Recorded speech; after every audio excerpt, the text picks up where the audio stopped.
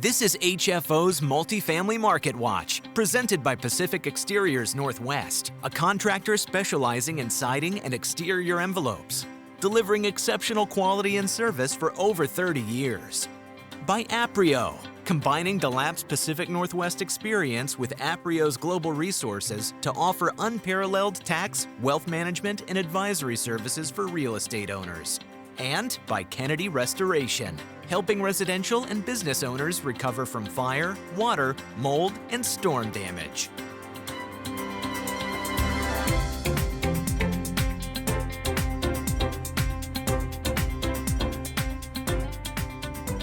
Welcome back to Multifamily Market Watch. I'm Greg Frick, partner at HFO Investment Real Estate. Today we have Ezra Hammer back with us. He's counsel at Ballard Spahr. Thank you for coming back and talking to our audience. Thanks for having me, Greg.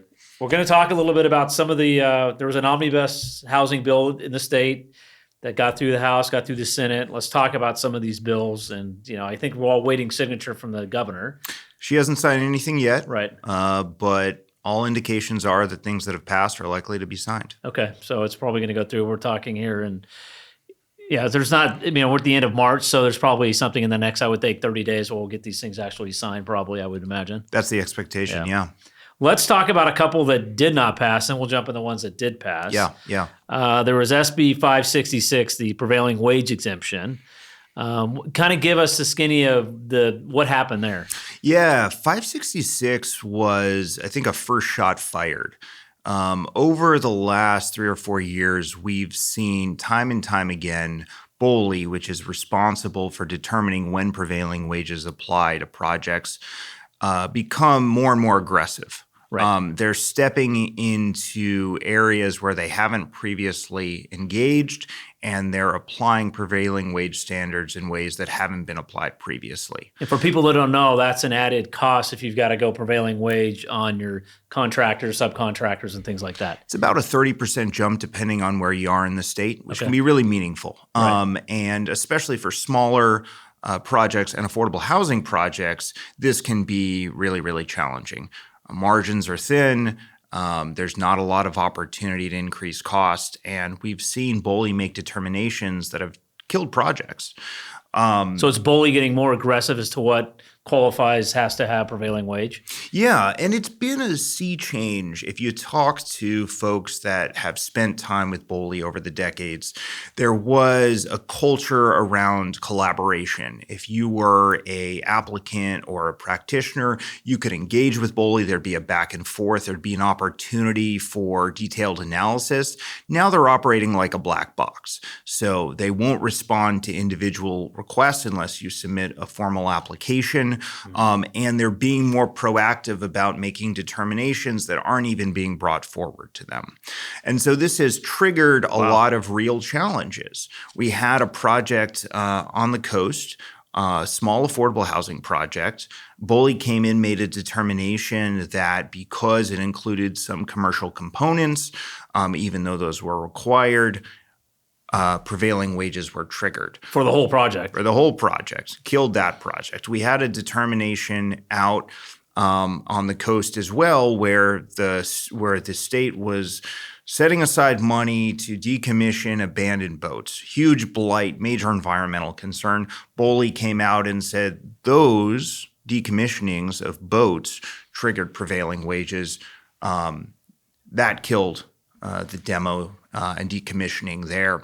And we saw a real challenge out of the Eugene area where BOLI took a position that said, essentially, if a city or a redevelopment agency engaged with a single party as part of a redevelopment scheme, it could trigger prevailing wage for the entire project. And that might include dozens of market rate projects. So the full, if there was a master plan or something, the full thing. Just by the nature of engaging in that planning process, they were saying that that prevailing wages were triggered, and that essentially killed the project down there as well. And it was a real scare for a lot of small cities that may have brownfield sites that want to engage in the master planning process with a single developer and attract a variety of end users. So a number of projects are on hold as people wait to see if there's a shift at BOLI. So 1566 would have started carving out pieces. Explicit exemptions for the prevailing wage. That's right. And there was a conversation around looking at the triggering events as to when prevailing wage would apply and lifting the cap on public dollars that would trigger. All that was put on hold. As you can imagine, down in Salem, organized labor is extremely powerful. And they put a stop to that conversation, but there's an expectation that because BOLI has been taking these aggressive positions, we might see legislation come back in the long session and the possibility for a grander bargain around a BOLI fix. Right. Join the HFO community and get weekly multifamily intel. Click to subscribe. So it didn't pass, and is it kind of another example of the state saying, publicly, we want more housing, but then how it works in the little, I don't want to say silos, but the different apartments, you're still having this uphill battle to try to get things through. I think silos is a perfect way to think about this, where you have the vision for housing production, but that vision hasn't been translated to action with all the various departments and bureaus that are responsible for making it happen. So it really is it really speaks to the need to de-silo, in effect, the state's actions so that when the governor says we want to build 36,000 homes, we can actually do so without an individual department or bureau stopping that from happening. Well, we know it's not working out well if we've got to try to get laws in place to try to get that mandate through all the various silos. Well, this is Oregon, so we like passing laws. That's true. Well, let's go to some that actually did pass. There was SB, I think 1521, the inclusionary housing.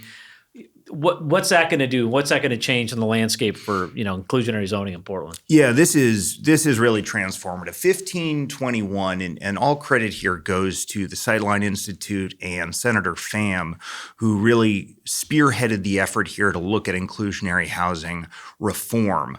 Inclusionary housing became very popular in the 2010s. Mm-hmm. It was something that was kind of a cause célèbre on the progressive left. But it led to a major drop-off in housing production here in Oregon. And if we look at the numbers, we see the housing start falling off a cliff as soon as inclusionary housing. We had the ramp up to 17, and then as February of 17, you started seeing permits going down on new projects, and we've never really recovered. We've never recovered. And the real reason, or a real reason, that we haven't recovered is that inclusionary housing is a giant tax on new construction. Yep. If you build more than 20 units, you need to start setting aside some of those at below market rent for a term of 99 years. Beyond the benefit of the tax reduction. Even aside from any sort of offset. And what 1521 did was say that jurisdictions that want to adopt inclusionary housing schemes need to offset the cost that the developer bears for implementing them. They can do so either with direct cash payments, they can waive certain fees, or, as you mentioned, they can engage in a tax abatement scheme. And importantly, what 1521 did was it said outside of the Portland region, if you're using a tax abatement scheme to provide for the offset of the inclusionary housing unit, the term of that unit the covenant on that unit can only be in place so long as the tax abatement is in place. Right, which is a huge change from where it was before. A dramatic change. And I think this is something, 1521 is something that we've seen resonate with the marketplace. We did an action alert to our developer clients when this happened. And we got some calls. We got some calls from New York, and we got some calls from Boston and Miami, folks who had a very negative perception of Oregon because of what's happened the past couple of years, but were intrigued by the fact that the state is now starting to address some of these systemic challenges. And people were really enthusiastic about that. So we think it's really important from a narrative standpoint as we communicate what we can do here in Oregon. Which needs to change. Obviously, from a boots on the ground piece. Do you think this is going to drive development more outside of the city? Are the cities able to carve out their own program, or is this going to be state down pushing down? I think we're going to see cities think long and hard about whether they want to implement inclusionary housing at the local level. They realize now that it's not a free lunch. that they're going to have to pony up cash at the end of the day if it's something they want to pursue. And when they think about a affordable housing strategy, this may not be as attractive as it was previously. Interestingly enough, inclusionary housing may not even be legal 4 or 5 years from now. There's litigation ongoing in 5 states now with various inclusionary housing schemes. And the organization that's been bringing those challenges is trying to get it up to the Supreme Court. They believe that the Supreme Court may strike it down as an unconstitutional takings, in which case this conversation could be moot. Right, then we just move on to, okay, interesting. So we'll have to keep track of where that goes. What about, was it HB 4035, the UGB expansion? Yeah, 4035, great bill. Great bill here because oftentimes at the legislature, we'll see people take an issue on, get it to completion, and then want to move on. Right. What happens oftentimes is that a bill, even if well crafted, is going to have loopholes. It's not going to act in the marketplace in a way that the drafters intended. And that's what 4035 recognizes. 1537 was passed 2 years ago, and it allowed for one-time UGB expansions across the state. There was a recognition from the legislature that the UGB expansion process is too cumbersome, too risky, and gosh darn too expensive. And so the legislature, to their credit, took this issue on and wanted to address some of the challenges that they've seen. The ability to get more land brought in without this process that took so long that we felt like we're always running behind. Absolutely. By decades. Decades behind. Extremely costly and extremely risky. 4037 was kind of kicked off actually last year when the cities of Roseburg and Monmouth got site-specific UGB expansion bills passed. In the case of Roseburg, they'd been going through that process for several decades. They'd spent upwards of $500,000 on consultant fees. They engaged in lengthy community conversations, and they thought they'd cracked the nut. But as they got to the final steps, out of the woodwork come some opponents, send a few angry letters, and the state, which is tasked with reviewing the application, basically sent them back to the drawing board. And that was too much for the legislators there because they had seen Roseburg try so hard do for everything so they're supposed long, to do to get it in. Only to be told, go back and start again.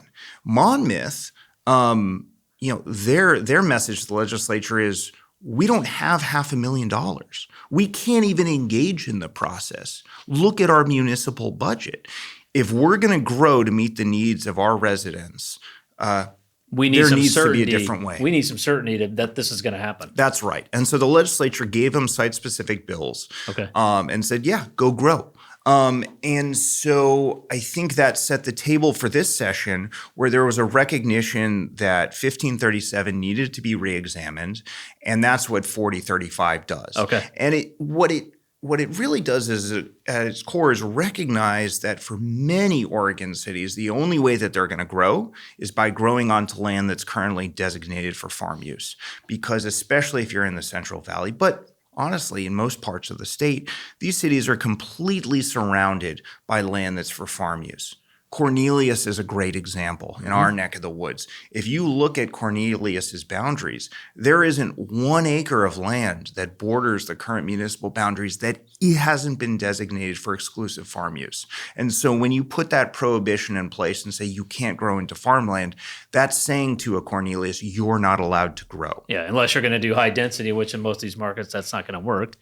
And you need to have some expansion. Absolutely. They have to go hand in hand. You can't just upzone without the expansion opportunity. And 4035 allows for the expansions now onto farmland. Okay. So then there was also 4036 that does, it's like a hold fund for some money for existing affordable housing. Kind of, we talked off air a little bit about some of the issues on the affordable housing front with the old existing projects. Yeah, affordable housing continues to be a significant issue in our state. The need is there. Right.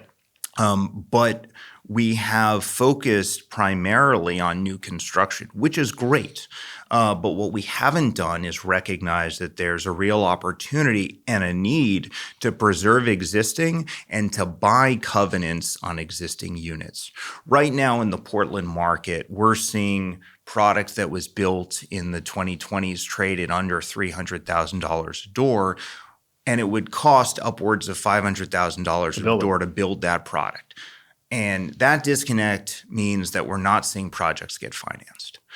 That also means that there's a real opportunity for folks in the affordable housing space to go out to market and to buy units or covenants on existing units at really reasonable terms.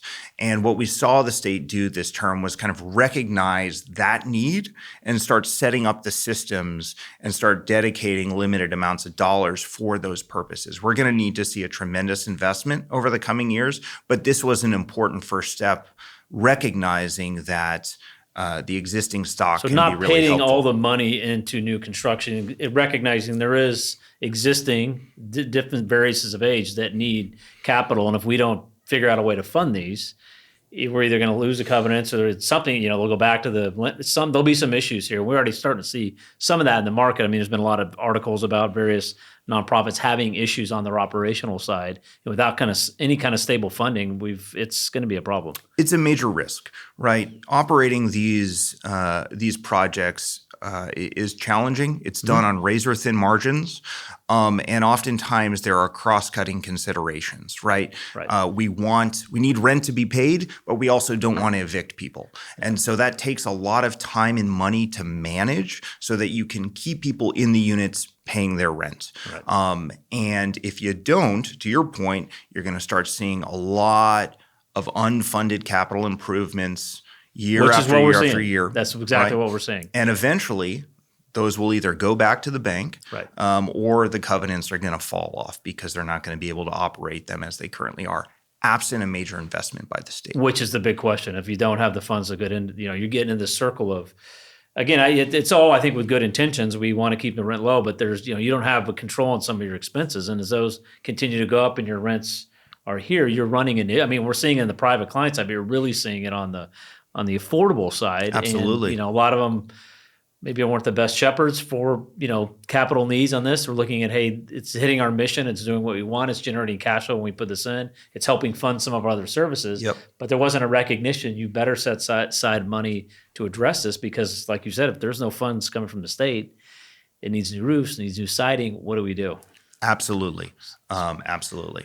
Okay. Then there's those HB 4082. Yeah, 82. So this one's fun. This one is kind of a sister bill to the 4035 UGB expansion. This one basically says, hey, we see a real need for 55 plus housing in the state, and we're going to start letting people do targeted expansions just for 55 plus communities. And so we're starting to see— And that can be manufactured homes, that can be— Or traditional stick-built, but both. Designated 55 and okay. Absolutely. There's a crazy need in this state. We're an aging population. We haven't built this product historically.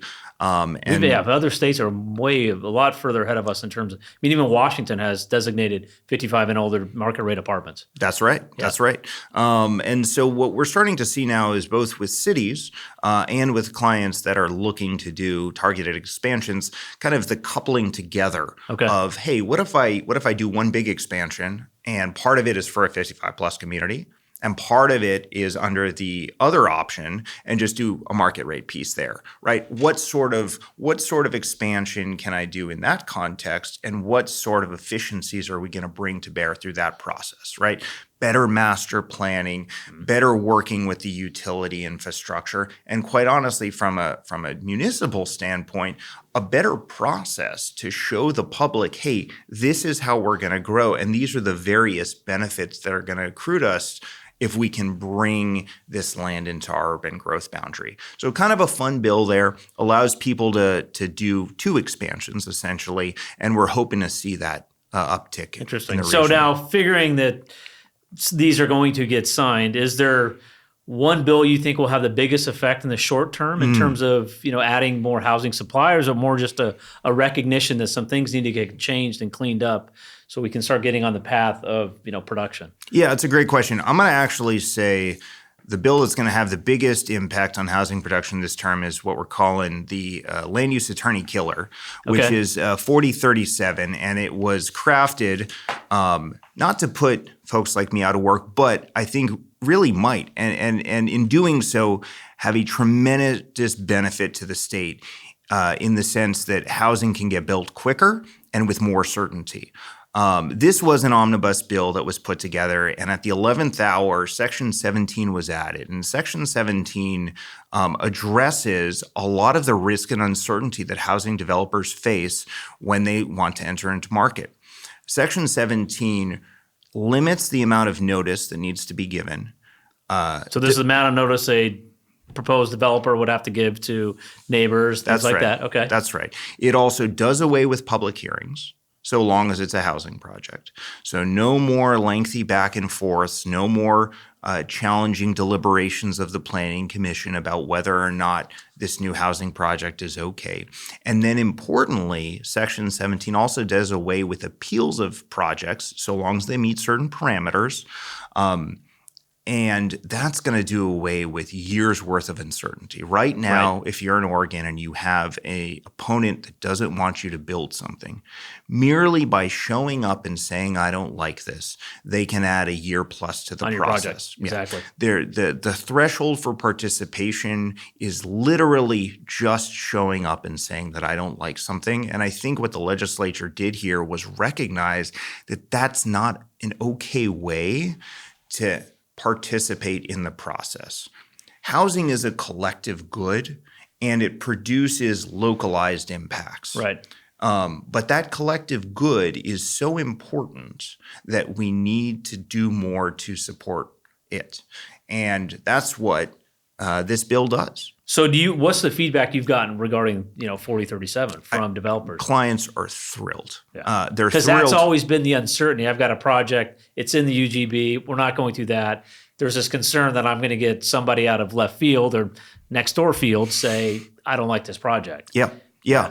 And a lot of times these are unknown risks, right? Folks have done their due diligence. Right. They've talked to their neighbors. They've engaged with the neighborhood council, and they're not hearing negative feedback. And as I mentioned, all it takes is one person coming out of left field saying, I don't like the way this thing looks, to add substantial cost and delay to a project timeline. So I've heard a lot of positive energy around this. We think it could be a tremendous benefit to local developers and to out-of-state folks who want to come in with a higher degree of certainty, and could in the short term be a major driver of housing production. Do you think this will be used, because you hear a lot about, we want low income, and then as soon as the low income housing project comes in neighborhoods, there's an uproar. Will this kind of defend some of that to allow, that developer to get that through without worrying about, the neighbors and all that? I think so. We're going to see it for affordable. We'll see it for market rate too. I think we should also expect some real fights on this issue. On this one? Yeah. We had a local city here, the city of Sherwood, actually just amended its charter, so kind of the constitution of the city, in a way that directly conflicts with this bill. And at least today, the posture that the city is taking publicly is that their charter controls. Now, we're not going to know until a project is tested, right. But that may be the posture that cities take, which is the state here has gone too far. We want the opportunity for public hearings. We want some local control. We want the opportunity to appeal, and we want to provide substantial notice to the community. And so this might be something that we see kind of the courts having to hash out in the coming years. Well, it's going to be interesting. Like I said, I think I agree with you. I don't think there'd be any reason why these don't get executed, already passed, or on the governor's desk. It's just a matter of when they do it. But I want to thank you for taking the time to come talk to the audience, and we'll keep you abreast, you keep our audience abreast of kind of what's happening here. And it looks like we are seeing some legislation to try to spur some housing, which is great because we've talked about this before. Absolutely. Yeah. I think we're seeing positive momentum at the legislature. We're seeing energy session after session on the housing issue. Right. We're not at the goal line yet. It's still far too expensive and far too challenging to build housing in Oregon, and we need to do a better job. But the momentum seems to be swinging in the right direction, and I think that's cause for celebration. Definitely. Well, again, thank you again, and we'll see you next time on Multifamily Market Watch. Thank you. HFO's entire office specializes in multifamily real estate, making us the largest multifamily brokerage in the Pacific Northwest. Your success is our passion. Like and subscribe to Multifamily Market Watch videos on YouTube, articles on LinkedIn, and podcasts on all major streaming markets. Build your legacy with HFO. Call 503-241-5541 or visit our website at hfore.com for more information. HFO is a partner of the Global Real Estate Advisor Network.